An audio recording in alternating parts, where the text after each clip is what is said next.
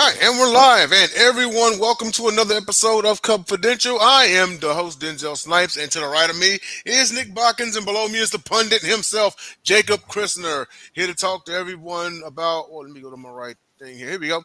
About some Cubs baseball that happened in the past week, and also we are in the final stretch of the regular season. So the third topic will, of course, be thoughts about what the panel thinks is going to happen here in the last week. So with that being said, how's everyone doing tonight? Not bad. Yeah, it'd be nice if the Cubs could actually, we haven't really won a game, I felt like, since we clinched. So it'd be nice if we can figure that out tonight and get a W and make sure we have home field advantage. Yeah, exactly. Well, with that being said, we'll go ahead and we'll get started here. The Cincinnati series got ugly. Cincy swept the Cubs in a 4-game series. They stay alive in the wild card race. Nick, your thoughts? You kind of feel like the Cubs are backpedaling into the postseason? I don't know about backpedaling. It was a series that's like, hey, Reds, if you guys want to take this from us, please go ahead. We're not going to put up a whole lot of a fight. It felt like, in a couple of these games, Friday's game, you scored 4 runs. You probably feel like you should have won. It went south in the 6 where they score 3 and they take the lead there. And then you get the nice pitching game by Jameson Taillon and on Sunday, and you lose 1-0. Reds are fighting for it. I just feel like the Cubs aren't. Tucker's out. We've had some injuries here and there, and it's just like, well, we're just trying to be prepared, but we still gotta win games, boys, like to make sure we're playing at Wrigley and not in San Diego. Exactly, because we'll talk about that in just a little bit because San Diego did clinch. But hold on, we have there he is, Jason. Yo, long time no up? see. What's going on, buddy? Nothing much. Jason up, Ross, what are you up to tonight? Nothing much. Nothing much at all. How about you all? Pretty good. You actually made it just in time for the first topic. Nick gave his thoughts. So with the Cincinnati series, man, the Cubs dropped 4 in a row to them, and the I almost said the Bengals. I'm coming from the NFL Pick Show. The Reds are still alive in a wild card race. But your thoughts about that series? The Cubs losing 4 in a row. Not good at all, man. They're in trouble right now. With what's going on with Tucker. Tucker's been out. I heard he might be coming back for St. Louis on Friday. And then Cade Horton got hurt his back, but who knows? They said it might be a cold. Who knows? But they're kind of looking like they're in trouble right now. I don't know if they're going to be hosting a playoff series or if they're going to San Diego. So it looks real iffy right now. All right. And Jacob, your thoughts about this series?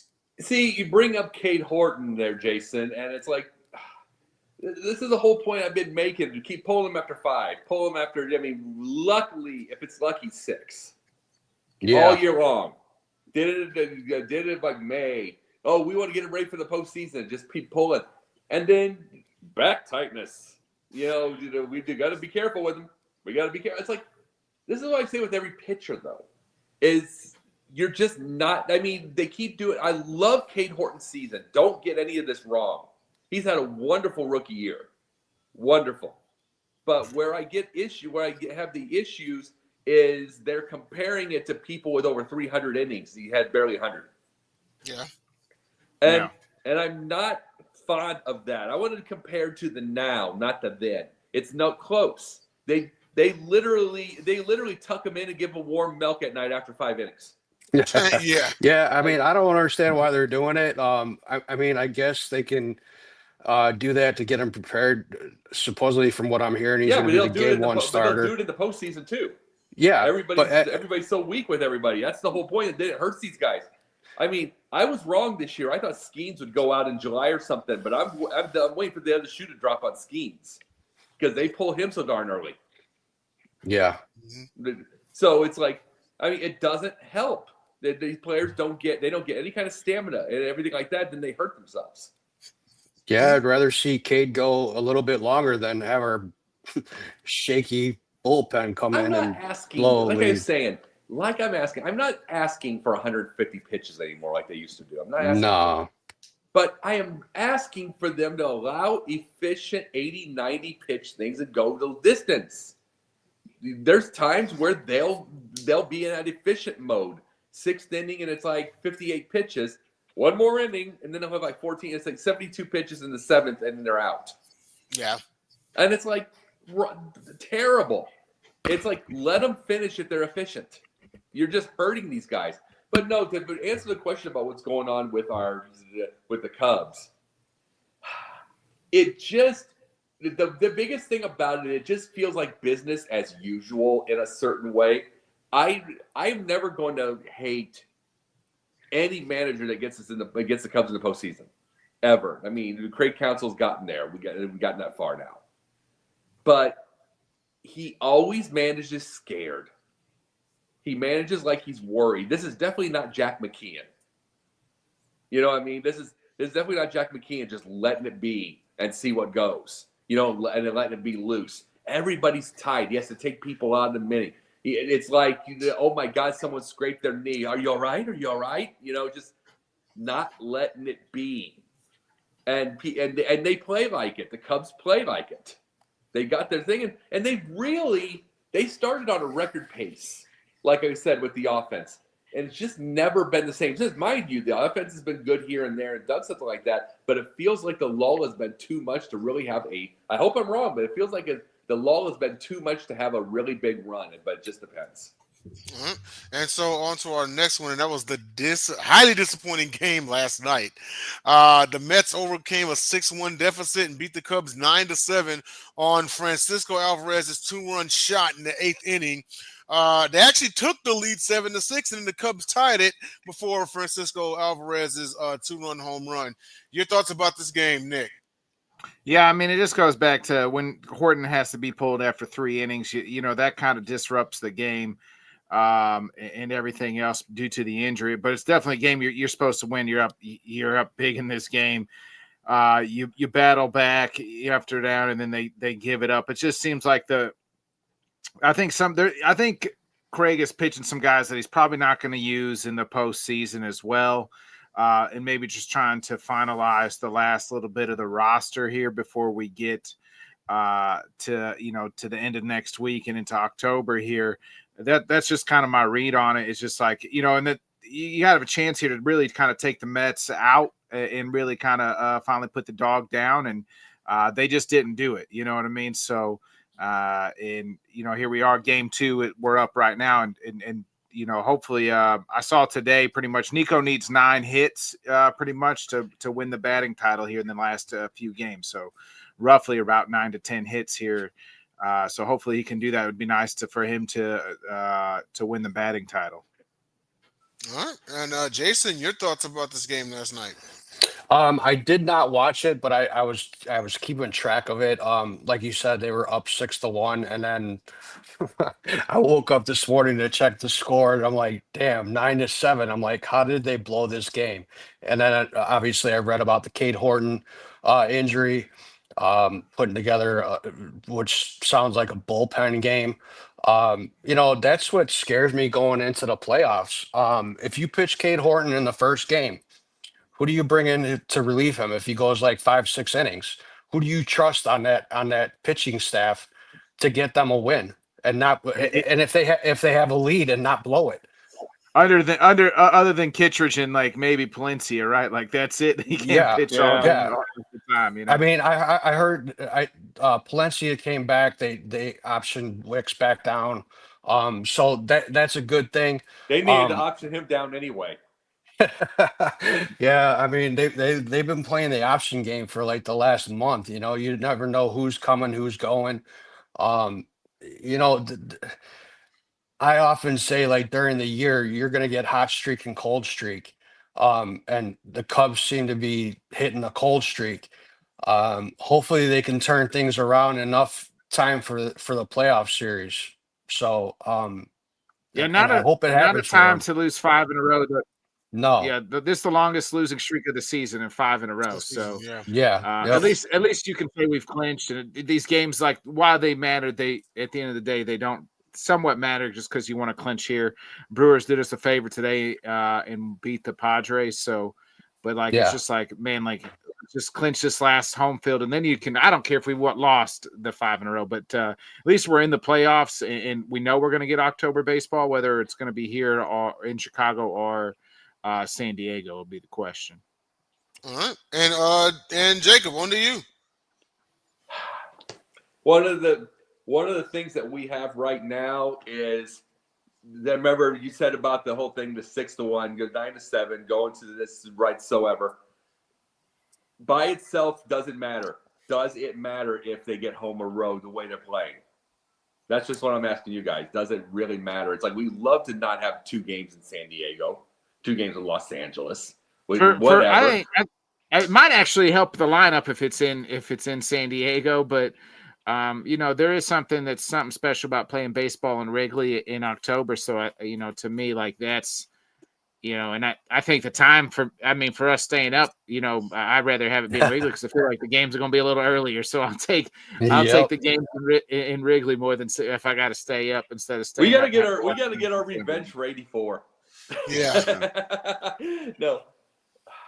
But bringing these parts up, it's like bringing all of this up. It's like, what is the whole plan? What's the whole thing? It's like, and you brought up something big about the 9 hits for the batting title for Nico.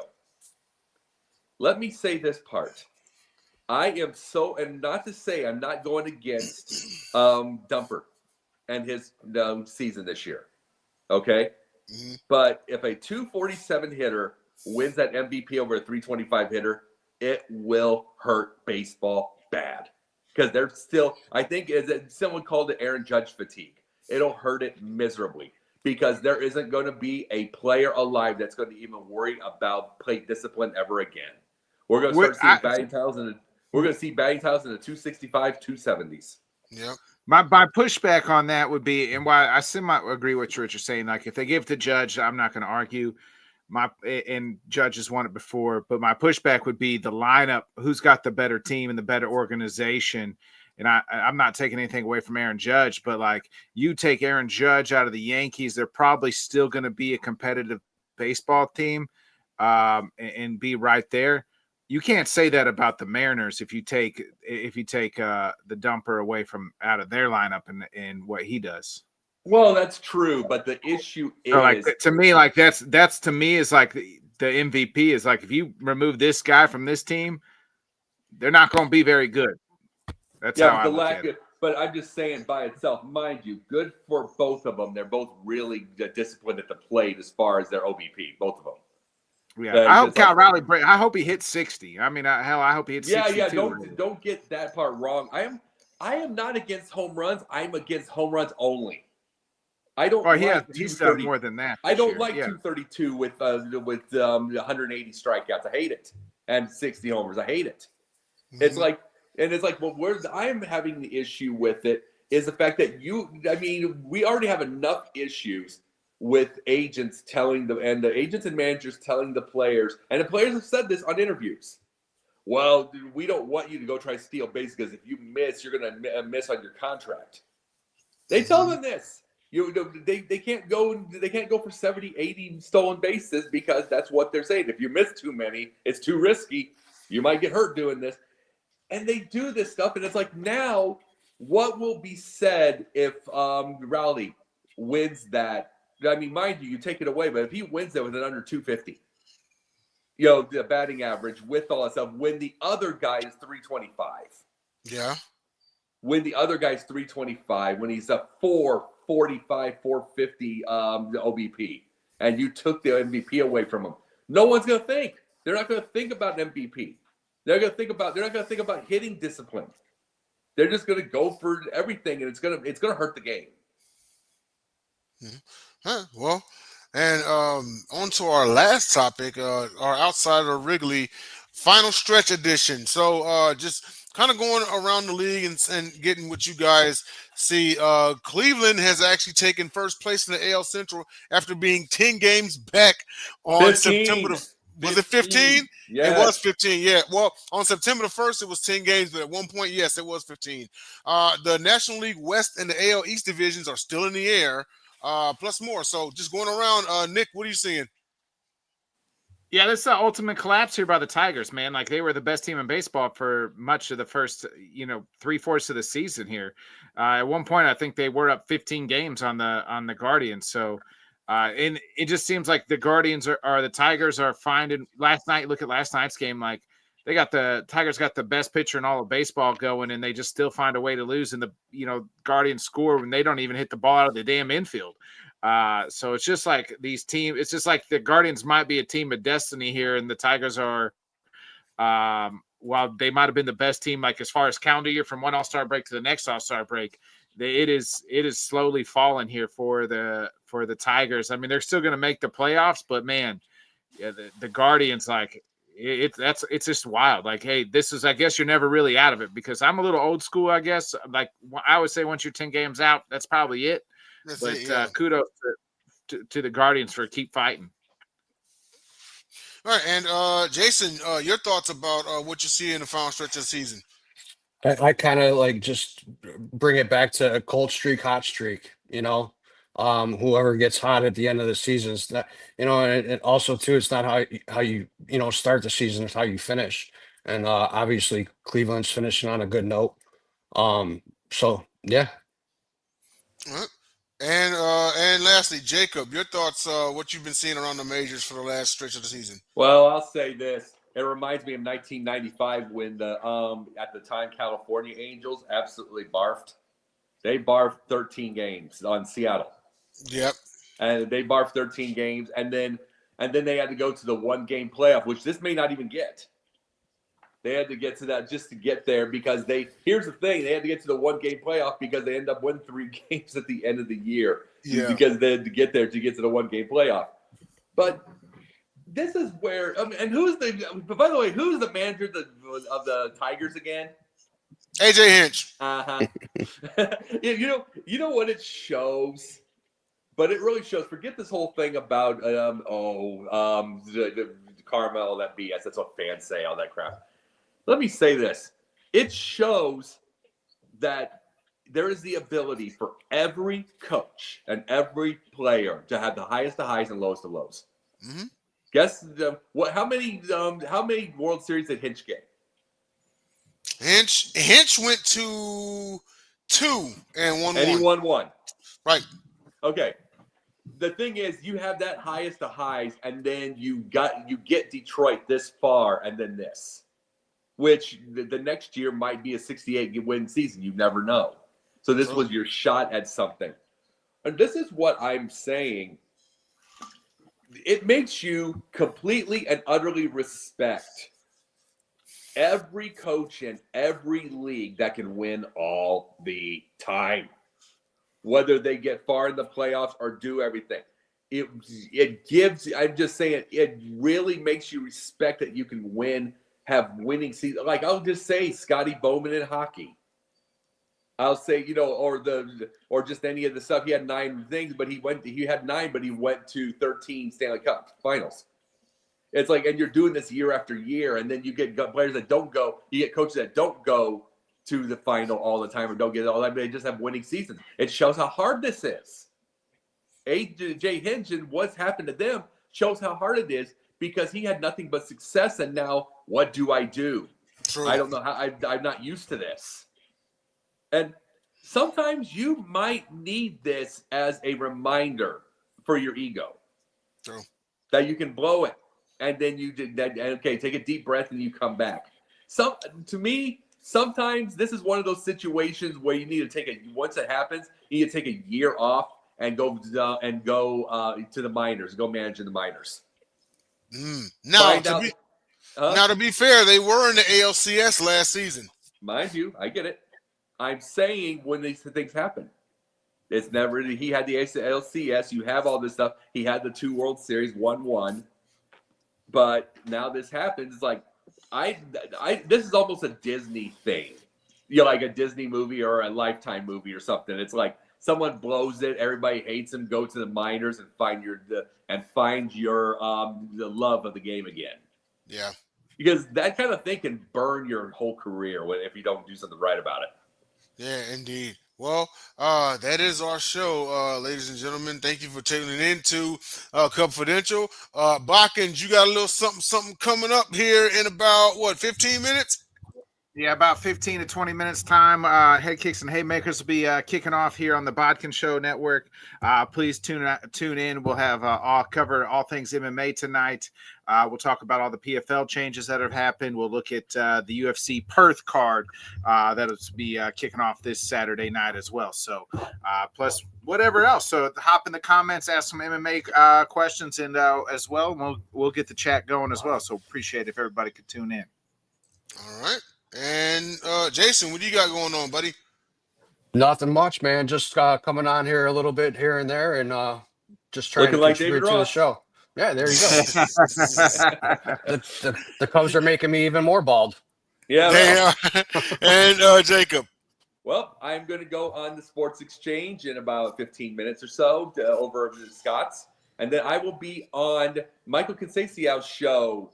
I'll be on that show on Friday, which I'm getting. Everybody's promoting it all week long on the thing, so it's pretty cool. So I'm getting a lot more guest spots right now, so things are going well. Plus, we're hitting more on the Sideline One Sports TikTok. We're starting to get people, quite a few a day, so it's starting to build it up. All right. Nice. And don't forget to follow us on all of our great platforms. So, everybody on the panel, I'm Denzel Snipes. We'll see you all next week. It'll be the final week of the regular season. We'll see where everyone's at. See you later. Woo. Yep. See ya.